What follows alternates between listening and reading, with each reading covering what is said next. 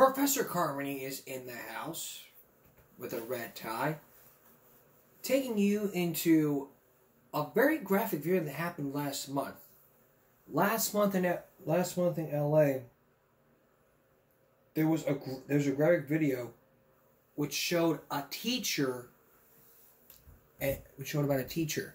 Now, the video you're about to see is quite graphic and hard to watch, and we warn you, and we always warn you about something like this. In the video you're about to see, it was kind of hard and horrific to see about a student throwing a chair at a teacher. A warning, what you're about to see is graphic. Let's take a look.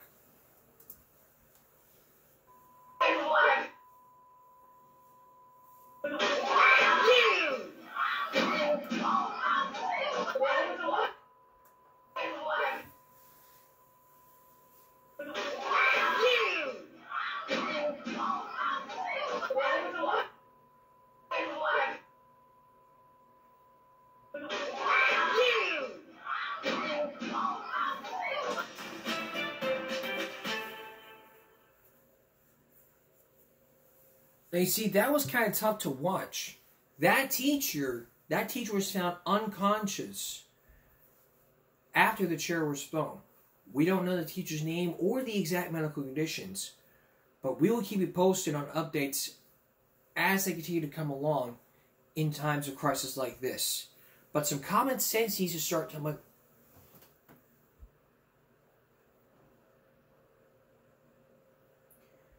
But there is some common sense that needs to be raised here.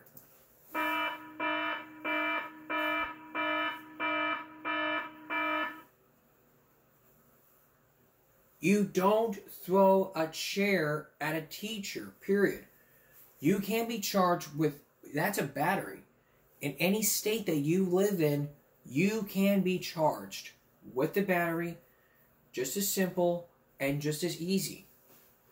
Just as simple and easy. And if you don't like it, then fine. Go find another state to where this won't have, where you can just go freely, just go assaulting a teacher. But that's an adult. And doing something like that can get you in a bunch of trouble. And if you don't believe me, look it up. Look up your state law.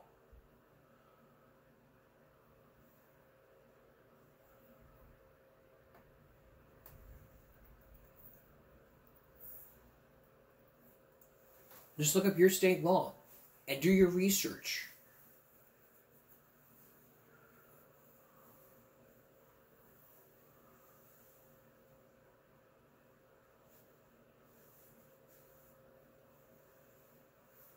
It's like nobody should be allowing this to happen. Nobody. We shouldn't be allowing people to, I don't know, have it happen to people.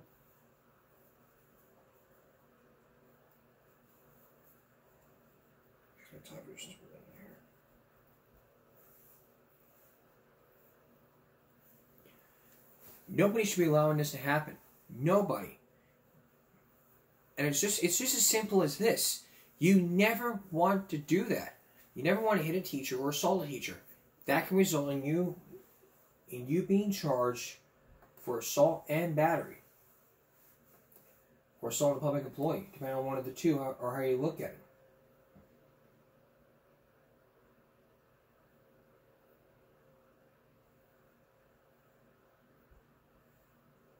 Now, so there needs to be common sense that tells you don't ever do that again.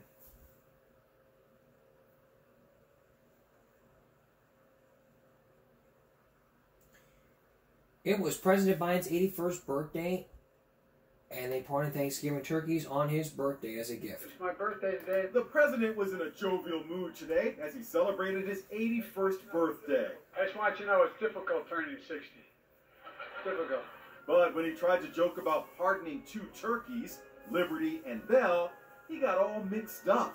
Just to get here, Liberty and Bell had to beat some tough odds. You could say even this harder than getting a ticket to the Renaissance tour or Britney's tour. She's down in, it's kind of warm in Brazil right now. Sorry, Mr. President, but Britney is not on tour. It's Taylor Swift who's on tour in Brazil. And by the way, Renaissance was Beyonce's tour.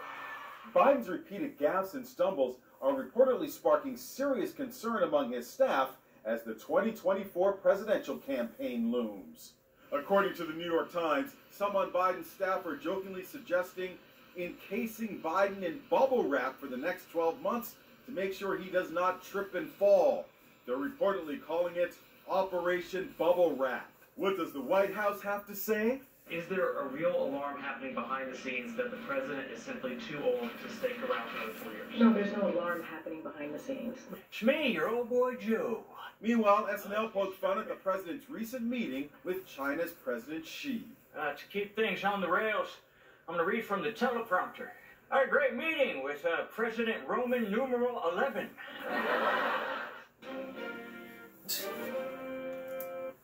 Well, what a great way to celebrate your birthday by partying turkeys. A great way. Coming up later in Viral Break, I'm going to teach you how to tie a tie from one viral TikTok dad. You may be surprised as I was. I mean, I learned how to tie a tie just from him. With just a forearm and a knot. But coming up next, these people say they have been harassed by these employees at Ford. What does Ford have to say? You will hear all sides of the story still ahead. But stay with us, we got more. Stay with us. Can you ever just imagine surviving a horrible accident that would lead to you being tased after the accident occurred? In one case you're about to see, this victim got tased after the outcome of the accident. This was from police body cam footage, which is our segment body cam break tonight. What you're about to see is just kind of hard to watch. Let's take a look. This 20-year-old survived a terrible car crash, but he says the injuries he suffered in the accident were made even worse when, bloodied and disoriented, he was tased by police. When they tased me, I smashed my head on the concrete very, very, very hard. Jordan Rivero tells Inside Edition he was on a fishing trip in the Florida Keys with friends when the car crash happened. I just got in a really bad car accident. Oh, please help, please help. Rivero says he was asleep in the back seat. In this just-released police body cam video, he can be seen climbing out of the wrecked vehicle. First responders tried to reassure him. You're good, buddy. Relax. I need you to stay right there, all right? But he says he was so dazed and disoriented from the crash, he got up 2 times and found himself restrained by officers. I need you to sit on the ground.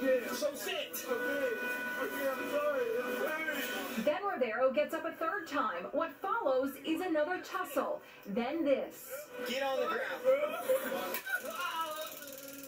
Was there drinking involved or drugs or anything like that? Nothing at all. It's beyond comprehension why you would tase someone who had just been involved in such a tragic accident. A police report says Rivero struck a sergeant in the face with a closed fist and was a threat to himself, deputies, and paramedics. We also spoke to Rivero's girlfriend, Emma DePauli, and his father, Jesse, a firefighter. I don't understand how the situation got blown out of proportion that far. I don't understand why a taser was involved. Not in my worst nightmare would I imagine tasing an accident victim. Rivero is suing the sheriff's office. They tell us they can't comment on pending litigation. But we can raise some common sense here. Basically,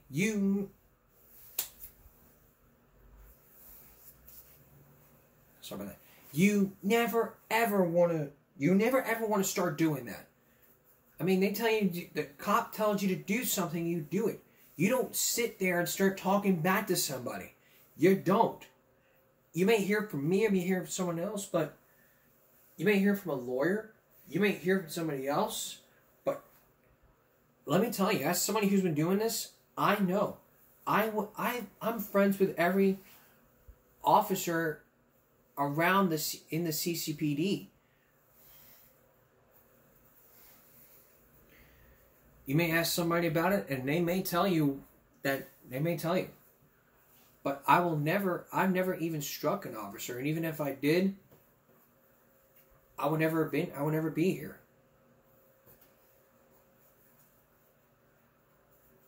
I never would be here.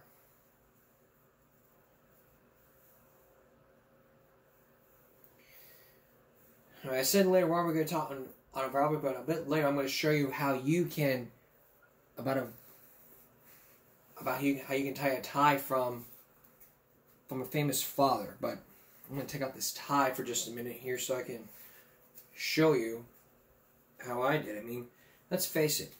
Do you ever think about wanting to tie a tie because of a special event or something?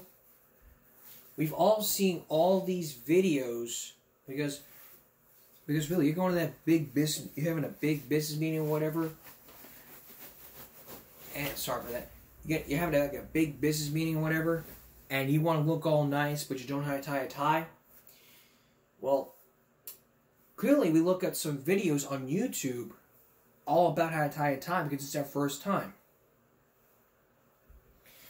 I mean, let's face it up here. I mean, you gotta go all like this. Like all in a knot. Like 3 knots up here. And then from this, I think I go to the second knot up here. You gotta pull this.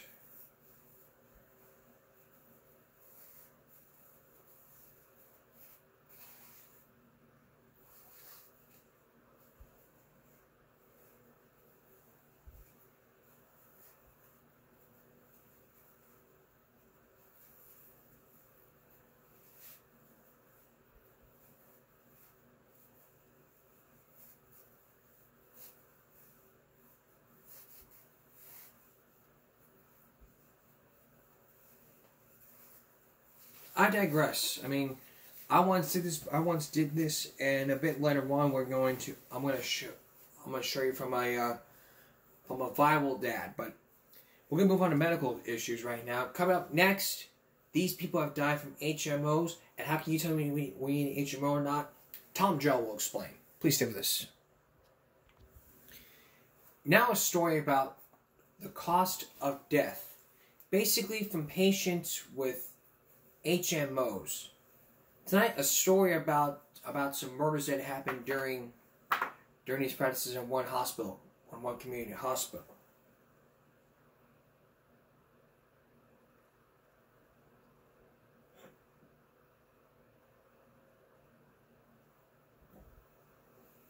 When I first watched this, I was kind of stunned about these HMOs and hospital practices. But last time, when we talked last time, I did a story about a hospital and led to an unsolved mystery. But this case is different. Here's Tom Joe.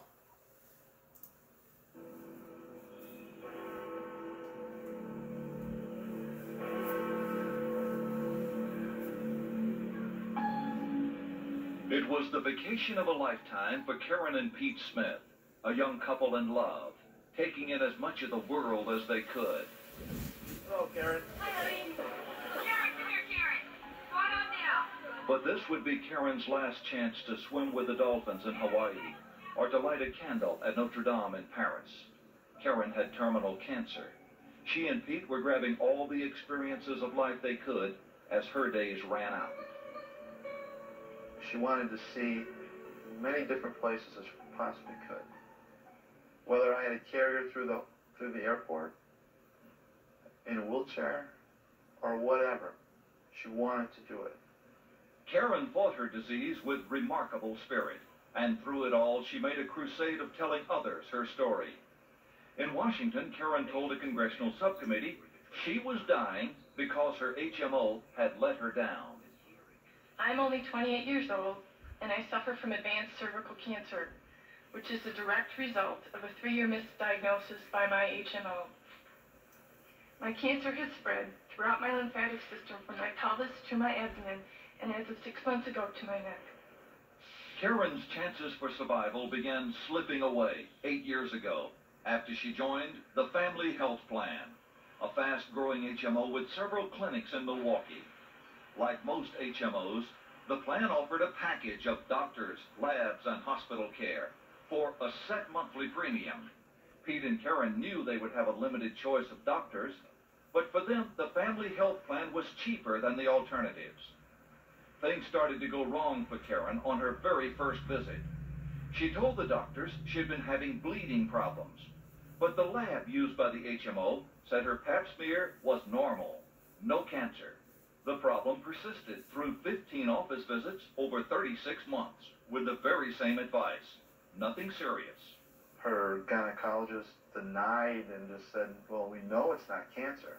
Even with the hard, consistent evidence of continued bleeding over a long period of time, the alarm bells never went off within the HMO. Never went off. During those 3 years, my symptoms progressed quite rapidly. I was frustrated by the medical care I was receiving, and I was scared by what appeared to be an obvious, severe deterioration in my condition. Although the doctors at my HMO kept telling me I was okay, I knew better. Desperate, Karen, at her own expense, went outside the Family Health Plan to cancer specialist Dr. David Hugerman. Could you tell instantly that she had cancer? Well, I was highly concerned, yes. Right away, it was clear from your test. Correct. Surgery confirmed the worst. Karen had cervical cancer, and it was discovered too late to save her life. Then a recheck of the pap smears and biopsies confirmed the unthinkable. The cancer had been there all along. The lab had misread 2 pap smears and 3 biopsies. We're not talking about a simple mistake by a doctor. This is about greed. This is about being lost in the system. This is about falling through the cracks. At the bottom of it all, Pete Smith believes, is money. While all HMOs try to keep costs down, he says, Family Health Plan went too far. One example he cites is the HMO's hiring of a bargain rate lab. The technician there was paid by the slide. This microscopic examination of cells takes time to be done properly, sometimes 5 minutes or more per slide. But the technician at this lab was often reading slides much faster than that. The more she read, the more money she made. Family Health Plan said we chose a certified laboratory. How are we to know it wasn't any good? Karen's attorney, Patrick Dunphy, points out that the man who ran the lab, Dr. Robert Lippo, sat on the board of directors of the HMO. And our 2020 investigation turned up this memo, showing that in April 1990, Family Health Plan was told Lippo's lab technician wasn't doing good work. A sample rescreening of her slides showed she missed all 4 abnormal slides in a group of just 120 cases. A 100% error rate. Experts say a 5% rate of mistakes is usual. The lab pleaded no contest to criminal charges of reckless homicide and was fined the maximum $20,000. Family Health Plan now uses a well-regarded hospital lab. But the HMO's problems do not end there. As shocking as it was, Karen Smith's tragedy was not an isolated case. 2020 searched through state records and found other similar cases at Family Health Plan. Dolores Geary died. Her husband Keith says he watched her double over in pain, getting little help from the staff at Family Health Plan. It was like we were bothering him. He kept telling us it's either a pulled muscle or they're treating her for infection, and no matter how bad the pain got, they keep saying pulled muscle or infection. But for 3 years, Dolores had suffered from cervical cancer. Again, pap smears were misread by Lippo's lab, and Dolores' doctor failed to pick up on the early signs of danger. Jake Kutnick died. His wife Joan says Jake began complaining of rectal bleeding episodes in 1986. They kept saying it's piles. That went on for about 2 years. 2 years? Yeah. After all that time, the Kutnicks finally got referred to one of the HMO's specialists. The chart shows that doctor easily found an obvious and very large tumor, cancer. The tumor was there and it already went into the liver. And the surgeon came out and told us he had 1 year to 6 months, and it lasted 1 year to 5. And Donna Surma died. Her husband Stan says doctors at Family Health Plan literally watched her lung cancer develop. They just insisted that she had pneumonia for 3 years. And Here, the spot on her lung got larger and larger and larger. The Surmas finally went to an independent doctor outside the health plan. The diagnosis, terminal lung cancer. You made it a serious charge that this organization, through bad diagnosis, poor medical care, took the life of your wife. Yes. You're convinced of that, and you believe it today? Definitely. Family Health Plan denied any wrongdoing in these cases, and in a letter to 2020 stressed no court had ever judged the HMO responsible. However, each of the families got large malpractice settlements before their cases ever made it to trial. No one at the HMO would talk with us on camera. So how did this happen? How could cancers like these be misdiagnosed by so many different doctors for so long? One of the things John Connolly writes consumer guides on health care. He says misdiagnosis can happen in any medical setting. But the complaints we found in our investigation of Family Health Plan raise concerns, Connolly says, are most often associated with HMOs. There's no question, HMOs are designed to deliver cost-efficient care and to eliminate waste. Unfortunately, it's not always easy to discern what is wasteful and what is necessary. Which raises the question, at Family Health Plan, what is considered wasteful and what is necessary? Cutting cost does not automatically cut quality. But the families we spoke to say Family Health Plan's rigid money-saving rules created serious gaps in the system. There was no doctor-patient relationship whatsoever. Problem number one, limited access to doctors. Family Health Plan pays 85 primary care doctors to care for its 107,000 patients. For this type of HMO, that's above average. But in order to keep up, doctors are sometimes overbooked, and lesser-trained physician's assistants are used instead. It happened to Keith Urey's wife, Dolores. We rarely ever saw the doctor. We were always with the physician's assistant. I mean, it was really hard to get an appointment with the doctor. Problem number two. Getting in to see a specialist is extremely difficult, and even gynecologists are considered specialists. There are only 4 on staff, covering more than 40,000 women. Chris Rivera says she was made to wait 7 months with painful symptoms before her general practitioner finally acknowledged she was sick enough to see one of the more highly paid gynecologists. When he was checking, he said, "I can't find your cervix." And I was kind of surprised because I thought, well, where could it have gone? Then the doctor discovered her cervix was hidden by a large growth in her abdomen. About this big. So I would say grapefruit size. Chris was lucky. Her tumor wasn't malignant. Others have not been so lucky, like Jake Kudnick and Donna Surma and Dolores Geary. For years, as their cancers grew undetected inside their bodies, they never saw the specialist who might have saved their lives. Do you feel patients are denied care in order to save money within the HMO? I would say there were times when I felt that way. This physician was an insider, a doctor who worked for the Family Health Plan and spoke to us in disguise. She cited problem number 3. Doctors were restricted by Family Health Plan rules to hold down expenses, right down to the list of drugs they could prescribe. And these And then are dollar signs. they give you dollar signs, right? Show the cheaper and the more expensive. Right. Which will you urge to use? The cheapest one. Isn't that good business? Not always. Is it good medicine? No. The cost-cutting at Family Health Plan has paid off. Even though it's a non-profit, it brings in more money than most other HMOs in Wisconsin. So who benefits? Our investigation found those at the top, the people who make the decisions about spending and saving, may benefit personally. 2020 obtained this document showing 8 years ago, the top managers, even some doctors, got cheap stock options in the HMO's for-profit management company. Today, those options are estimated to be worth millions. It's all legal, but some say these kinds of arrangements raise concern about the potential for a dangerous conflict of interest.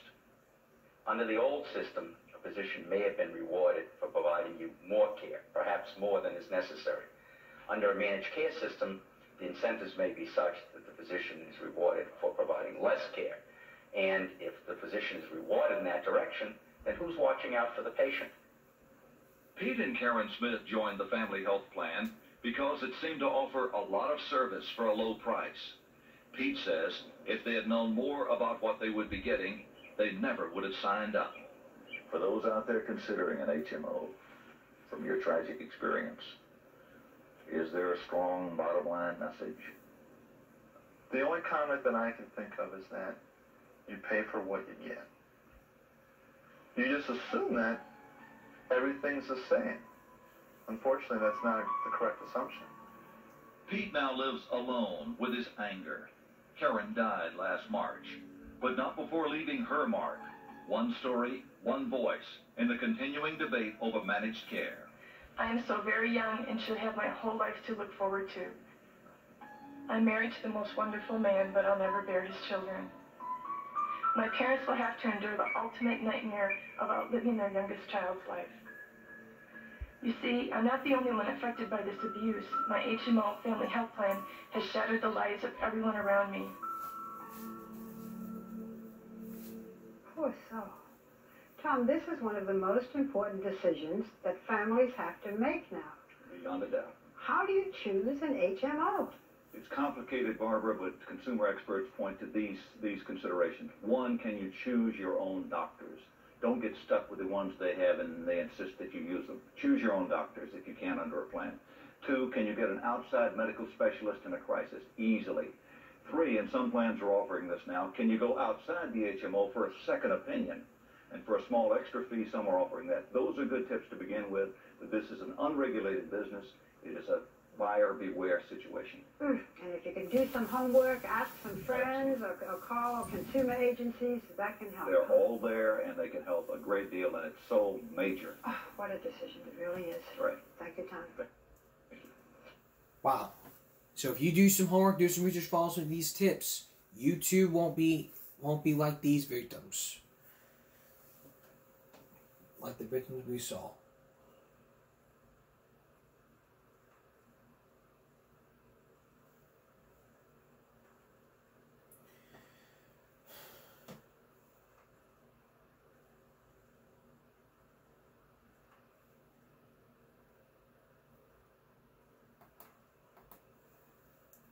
Okay, coming up next, a story about amusement park rides. Because of those technical failures. Arnold Diaz, because it's different from what we showed you, but Arnold Diaz will explain more. Please stay with us. Last season of this broadcast, we focused in on amusement park rides because of all the maintenance and inspections. We've heard from companies who don't often do the inspections, like Disney, who says it's more than 1,000 engineers who look at all these rides. But this story you're about to see here is way different than what you're about to see. 2020 conducted an investigation back in 1997 looking into these amusement park rides. And according to the description, 2020 begins by visiting amusement parks where the news team examines technical failures that could lead to injuries and death. Sorry about that. The question you have to ask yourself is whether or not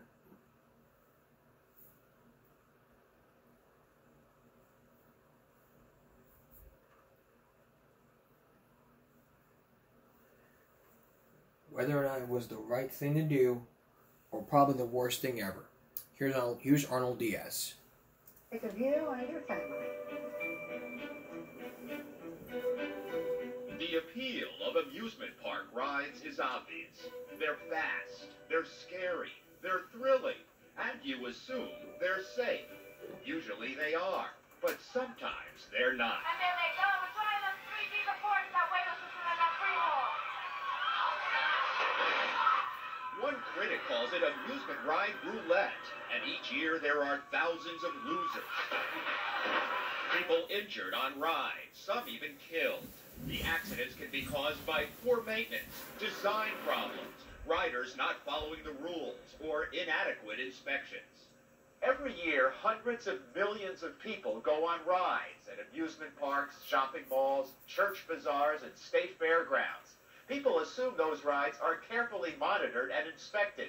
But a 2020 investigation finds that while many parks like this one make safety a top priority, others could be doing more, sometimes a lot more. For 20 years, the Old Indiana Family Fun and Water Park was a popular attraction in Indianapolis. A trip to the park was an annual tradition for Bud and Nancy Jones and their grandchildren. A tradition that always included a ride on the miniature train. Every year when we ended, we would all go to the train, ride the train, cheer, and say, hey, we're coming back next year. They could never have imagined that their next ride on the tiny train, one almost identical to this one, would end in tragedy, leaving Nancy Jones dead and her 4-year-old granddaughter Emily paralyzed. Emily's twin sister Nikki realized something was wrong the moment the train took off. When it started going, what were you thinking? I was thinking that it went fast. It did go fast. Investigators say the train, designed to operate at a speed of no more than 12 miles an hour, was going much faster than that. And you're barreling down here. You realize something is wrong. And about now, Nancy's looking around at me like, oh my Lord, what's going on? And my thought is when he's coming up here, he's going to hit the brakes. The young, poorly trained operator says he tried the brakes, but they wouldn't hold, and the train jumped the tracks. Emily, who is now paralyzed from the chest down and speaks with the help of a tube in her throat, told me what happened next. It tipped over. It tipped over. It tipped over. The train. Who was riding in the train car with you? Grandma. Grandma? She hit a tree. She hit a tree? Did you hit the tree too? Nancy Jones was thrown from the car against this tree and died instantly. Emily was crushed in between her grandmother and the train, the nerves in her spinal cord torn apart. It would have been impossible for anyone with any knowledge at all about this type of ride to have not have noticed all of these deficiencies, and that train should have been red flagged a long time ago. Boone County Sheriff Ern Hudson led the investigation. They found the brakes on most of the cars were either missing or not connected. The speedometer and the governor that limits the train's speed were not working. The tracks were littered with broken train parts, and most of the derailing devices were missing. Yet incredibly, the train had passed 2 state inspections in the 3 months prior to the accident. There's no way, whether by inspectors here at the theme park or by state officials, that train could have ever passed a legitimate inspection. Tom Clark is one of the state inspectors who gave that train ride a clean bill of health. He admits he was not qualified to inspect rides, that he was primarily an elevator inspector. Well, that's where our field of training is. Elevators, escalators, dumbwaiters, not amusement rides. We've never had that training. When it came to that little train, he says, he did not know what to look for.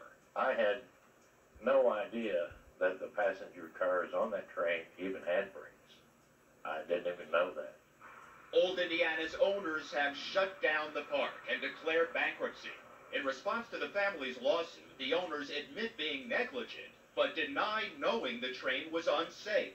However, 2020 has obtained this state review of the park's own logs, which shows that the miniature train ride had derailed 79 times last June and July, prior to the fatal accident. It's unbelievable that it could have that horrible a record and continue to run. And that's where I'm really angry, really struggling. I can't believe that responsible people wouldn't have taken a signal, maybe on the second time it derailed or the third, but 78, 79 times, wow. Could the same tragedy occur elsewhere? Well, despite the fact that some rides soar higher than tall buildings and go faster than the highway speed limit, there are no national mandatory safety standards. There's just a patchwork quilt of state regulations. Some states don't inspect rides at all, and only a handful have full-time ride inspectors. Massachusetts exempts certain ride locations from state inspections. That was the case with Bonkers, a children's indoor amusement park and pizza restaurant just outside Boston. Last September, Danielle Fody was on the mini Himalaya when her mother heard screaming. They were trying to free her hair. It was caught. It had wrapped around the motor. This spinning motor behind her seat, which was not fully covered, had grabbed the 8-year-old girl's long hair. It ripped off the right side of her scalp. It turns out there had been another accident on the ride 3 months earlier. Bonkers, which is being sued by the Fodys, denies responsibility for the accident and blames the ride's manufacturer. In Texas, critics say this San Antonio amusement park, because of construction delays, did not adequately test its new Rattler roller coaster. Fiesta Park opened in 1992 to a public eager to go on the heavily promoted ride. The world's tallest, deepest, fastest wind roller coaster. One subcontractor wrote, "The risks being taken by eliminating the testing phase are not worth the potential short-term rewards." Within weeks, riders began complaining of neck and back injuries. Attorney Randall Jackson represents 33 alleged victims. In the first year of operation, there were many ambulance runs and people injured to a greater or lesser extent. The state of Texas did absolutely nothing. No monitoring, no tracking. While a state permit is needed to operate a ride, there are no state ride inspectors in Texas. The owners did make changes to tame the Rattler and say it is safe. They would not comment on pending litigation. It was a different problem in South Carolina, where state ride inspectors did not respond to warnings about this Myrtle Beach bungee ride, touted as the country's tallest permanent bungee jump. Jack, any last words you'd like to say about it? No. Almost a week before Zach Steinke climbed into the cage, inspectors were alerted that the device that lifted it to the top had failed. A jerry-rigged cable was being used instead. A state ride inspector was sent to check it out, but he simply drove by. Mary and Mike Steinke watched their 17-year-old son get into the cage with 19-year-old employee Michael Nash. Just as the boys got to the top, the cable broke. I heard a snap, I heard gasps, and I turned, and then we heard screaming and just pandemonium.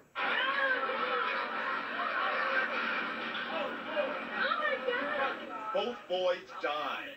The bungee jump is now out of business. The Steinkes won their case against the owners, and a jury found the state ride inspectors were grossly negligent. Both verdicts are being appealed. Fortunately, tragedies like the one you've just seen.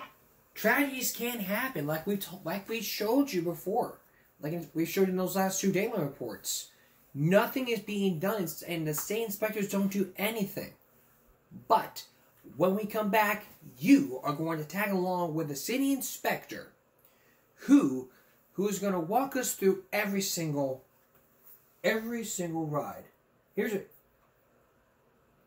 Take a look. It can be prevented by a proper safety inspection. When we come back, we'll go along as the best inspectors in the country make their rounds. They're looking for trouble and they find it. Arnold continues next. Stay with us. Returning now to our story. Amusement park rides or roller coasters are supposed to be fun for the entire family. But what you've seen was that accidents can happen. But why do safety inspectors just simply don't care or don't inspect when they just sweep under the carpet? And people say the same thing. Well, there is some luck out there. You're about to tag along with some good the best safety inspectors ever, who can inspect these roller coasters and get their opinions. Once again, here's Arnold Diaz. The toughest ride inspection program in the country is found here in Florida. Let's rack them up, bring them back down, and I need to see the brake work. 2020 went along as inspectors visited traveling carnivals while the rides were being set up. In Tallahassee, the operators knew in advance that the inspectors and our cameras were coming, yet a number of serious problems were found. On this children's motorcycle ride, Inspector Brad Mosier discovered faulty snap rings that are supposed to hold the motorcycle assembly in place. These pins could work themselves out and the whole motorcyclist sweep leave the ride, and whoever's on the motorcycle. This is a serious problem. That would be probably fatal to a child. On a ride called the Zipper, they spotted a main cable that was seriously frayed. At another carnival in Brooksville, Florida, this Ferris wheel was flagged because of faulty safety latches and a sizable crack in the frame. Oh, watch when I push over. At the Dragon Wagon, the wheels were misaligned. On the Viper, the brakes weren't holding. We'll come back later on and make sure it's operating properly, okay? The patrons, lined up waiting for the rides to open, had no idea the scrambling that was going on behind the scenes to correct the problems. Both in Tallahassee and Brooksville, most of the rides were fixed and allowed to open. But would the problems have been spotted if the state inspectors hadn't been there? Yes, says ride industry spokesman Bob Gill. He says amusement parks and carnivals do their own inspections. Maintenance and safety have become number one priority within this industry, because without it you don't stay in business. Large theme parks like Busch Gardens, Disney World, and MGM have their own safety experts in-house. While Florida exempts the big amusement parks from state ride inspections, experts say they have excellent safety records. However, both Disney and Busch Gardens refuse to release any accident statistics. Gill says it's not just the large parks. The entire ride industry has an impressive safety record. You're here to say that you are safe when you go on one of these rides. You stand a lot better chance of Ed McMahon knocking on your door giving you a $10 million check than you do of getting killed on an amusement ride. The industry says in general, most ride injuries are the patron's fault. Case in point, this 1991 South Carolina Ferris wheel accident, in which a young girl was left dangling by her leg, a teenage boy was killed, and several others injured. State investigators say the boy and his friend, allegedly rocking their car, fell out and onto a second car. A 12-year-old girl tumbled out and luckily caught her leg on one of the ride's cables. The industry says too often riders ignore the posted rules and warnings. And we have a saying in this business, you know, that people tend to leave, that when they park their car, they tend to lock their reins in the trunk. The industry is now pushing for rider responsibility laws to give amusement parks more authority over unruly patrons. At the same time, in response to the mini train accident that left Emily Hunt paralyzed, just last week, Indiana passed a law mandating better training for state ride inspectors. It's called Emily's Bill. How are you doing now, Emily? Good. Emily's grandfather, Bud, hopes other states will follow suit and strengthen their oversight of amusement rides. Now, the industry will say, statistically, you're safer in one of these places than you are, crossing the street. Well, let them come and sit in my living room and look at my wife's picture. Yeah. Let them come home with me from work. And something I had for 39 years is gone. Don't give me statistics. I don't buy the statistics. A life, what is a life worth? Oh, Arnold, that poor family, that poor baby Emily.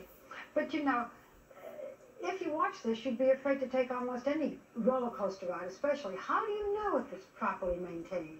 You can't know by looking unless you're an expert, but the experts say, trust your gut instinct. If you walk into a park and it looks shabby, the paint is peeling, light bulbs are missing, the ride operators are inattentive, these are all red flags you should pay attention to. And with the roller coasters, some experts say you may want to bypass them in their first year of operation, because if there are problems, that's when they'll probably be, when they're making adjustments. You know, sometimes when a child is afraid, a parent will say, push the child to go on it, thinking it'll give the child confidence. Is that a good idea or a bad idea with these scary rides? Bad idea, say the experts. A frightened child on the ground is a terrified child in the air, and they will get out no matter how high up they are. They might stand up and try to move. It's happened. So don't push your child to go on, and when in doubt about the ride, don't. Exactly. Thank you, Arnold. Good advice. Don't pressure your child. I mean, we've showed you 2 reports about these accidents and state legislators who don't do a damn thing. California had a state law until Dateline found out about it. Disney was all like, oh, we have like 30,000 inspectors, all this and this and this and this.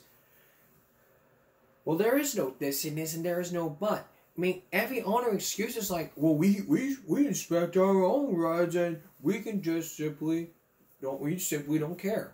Look. Here's the here's the bottom line with some common sense. The bottom sense line. Here's the bottom sense line here. If you own a park, amusement park, or if you own an amusement park ride, you need to make sure your rides are safe. If you're the owner, you have to make sure of this. You don't just simply go, you don't look at this and go, it's okay. It's okay. Yeah, that was okay. That was okay. Alright, open the rides. If you are an expert or were an expert, use that knowledge to say, hey, I was a safety inspector for a roller coaster company, and now I own this park. I should be the one to make sure about all this. You need to hire technicians. You need to make sure hire technicians, train them. You got to make sure about all this, because the minute you take your child on that ride is the minute you're pressuring them. The minute you take your child on that first amusement park ride is the minute you're putting your child in harm's way. Now, we're not scaring you here. We're just telling you some tips. I mean, you got to look hard. The paint is peeling. Maybe if it's under maintenance, you need to walk away. Just trust your gut. As a matter of fact, let's rewatch Arnold Diaz's tips during our common sense.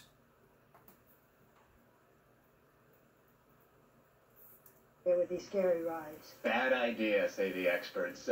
How does it Problems, that's when they'll probably want to buy eggs, usually light bulb instinct.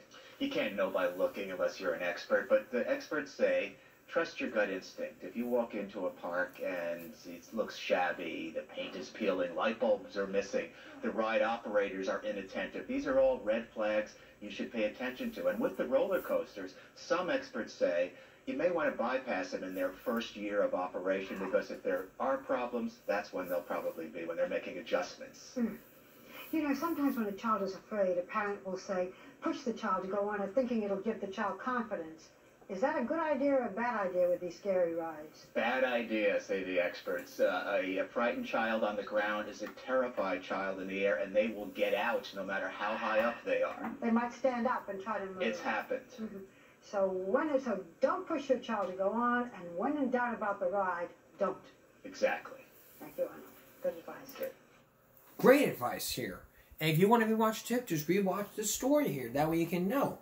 If you want to look at previous stories, we recently looked at a previous story about that roller coaster ride. So if you want to look at this and want some more tips, we'll have that for you on our newsletter at givemeabreak.substack.com.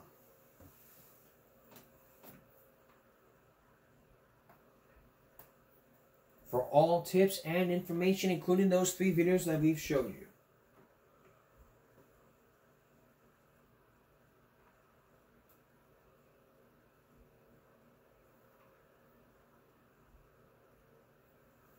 Or can you imagine having a non-profit organization that could help out foster children? Well, you're about to visit San Patricio County, where they're working out a plan. They're working out a plan to help out these foster kids. Aims to help make their holiday a little better. Because of everything that's going on with almost everything. So, here's Will Churchwell. For each turkey given away, a sign of generosity and a helping from the heart. I don't have children of my own, so this organization is very near and dear to my heart, as I feel each child that I encounter is my own. Lindsay Torno is on the San Patricio County Child Welfare Board, a nonprofit dedicated to improving the lives of local children who have experienced abuse and neglect and have been removed from their homes. It's important that all children have a normal life, and in the circumstances, unfortunately, that they've been dealt, their life isn't as normal as someone else's. They work together with Child Protective Services to meet the needs of children in the foster care system and their caregiver families. Each family is getting a basket. In this case, they're distributing Thanksgiving meals for 150 people. We provide assistance from Thanksgiving meals to Christmas presents to the daily needs of basic food, clothing. While work might have started in the kitchen, their mission was served up well before. We put a lot of effort and time into preparing this, and today they get to come and get ready for Thanksgiving. According to CPS, in 2022, there were a total of 116 children in foster care from San Patricio, including 27 children brought in that year through court order. 76 families received preservation services. These are cases that aren't as severe, in which a child can remain in a home and receive visits from a caseworker. Monica Perez with CPS tells us volunteer groups like this play an important role in the job they do every day. Whether it's for a foster parent that needs assistance, or maybe a kinship caregiver, or a foster parent that might need an additional resource, our board members around the county in South Texas, there's several, help us. Care and compassion boxed up and handed over so that others not feel left out of a Thanksgiving meal. And funds to pay for events like this one come from generous donations. She says they are always in need of support, and there are a few board member positions open for anyone interested. You can find them on their Facebook page. Back to you. All right, Bill, thank you so much. That was an amazing story. We have time for one more story, then we're going to take a break and move on to our Bible break. Inflation affecting the prices of nearly everything. Inflation is on the rise. That means food insecurity for, as the holidays come near, it's food insecurity. As prices go up, and as the prices go up, your chances at getting some good meals may be getting expensive. Take a look. Feeding America reports that over 4 million Texans are facing hunger. In the Coastal Bend, 1 in 6 people and 1 in 5 children face that very same issue. Executive Director for the Coastal Bend Food Bank, B. Hansen, says that the need for food assistance grows during the end of the year when holidays like Thanksgiving and Christmas come around. The demand during the holidays is always higher. In previous years, especially during the pandemic, it was super high. It had gone down after the pandemic, but this year we're seeing a surge. Hansen says that with inflation, the food bank has noticed just how much of an impact the economy has had on the community. The first thing to go is food. If you need to pay rent and you need to pay the electricity, and so you're going to cut back on the food that you buy. Hansen says that having the supplies needed to celebrate Thanksgiving can give families hope. For Annette Gano, a turkey giveaway in San Diego did just that. Sometimes we don't have enough money, and like right now I have my foster kids, my grandkids, and I'm so happy to get a Thanksgiving turkey. Gano says that people who do what they can for others this holiday season means more for those that can really use the help.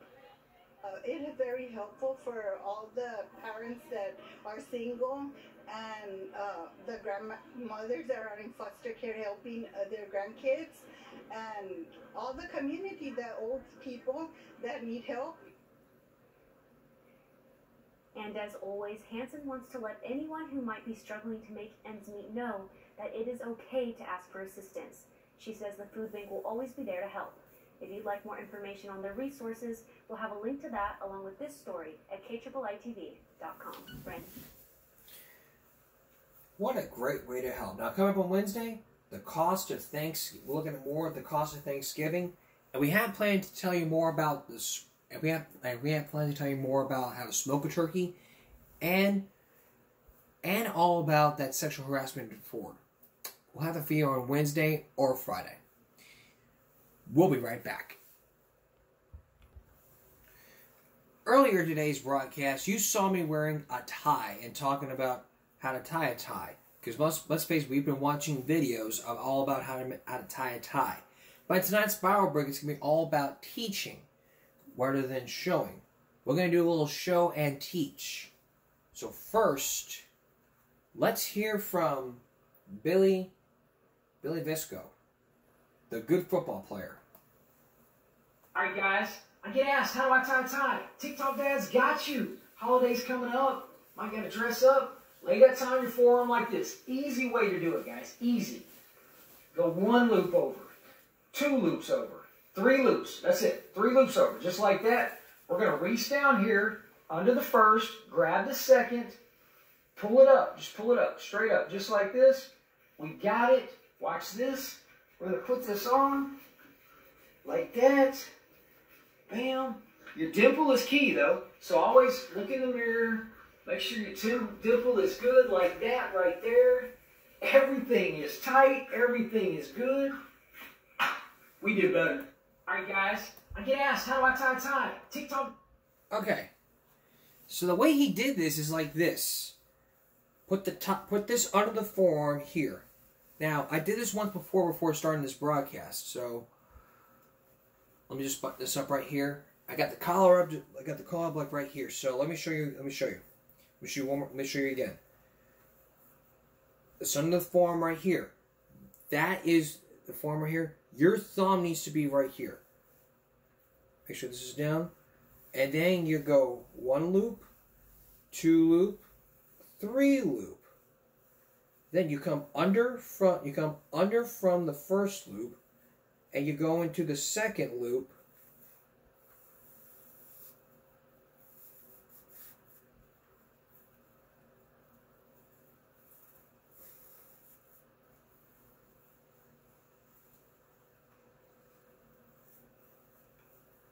And as always, you got to make sure that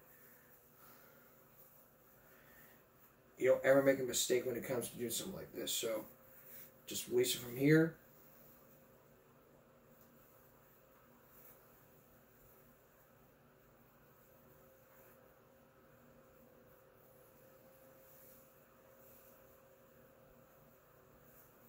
This thing may take you several tries, but you may do it. I did this several times before doing this, and believe me, I think I probably got it right here. I think I did. So make sure you look in the mirror while you're probably tying your tie. Look at your dimple, focus on the dimple. I may have done it backwards here. So let's try it one more time.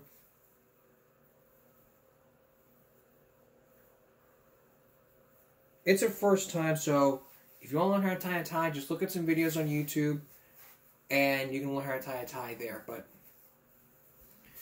as you saw in an earlier broadcast,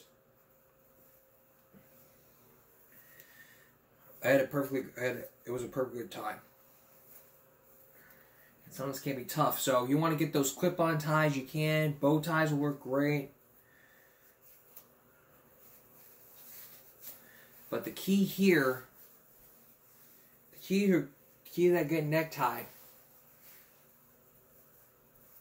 is this has to be at the forearm and the 3 loops. That's the key here. So you go on how to tie a tie, this man will show you. Do better. That's give me a break for this Tuesday, Monday going to Tuesday. We'll see you again for Give Me a Break Wednesday. For everyone here at YouTube, have a necktie good night.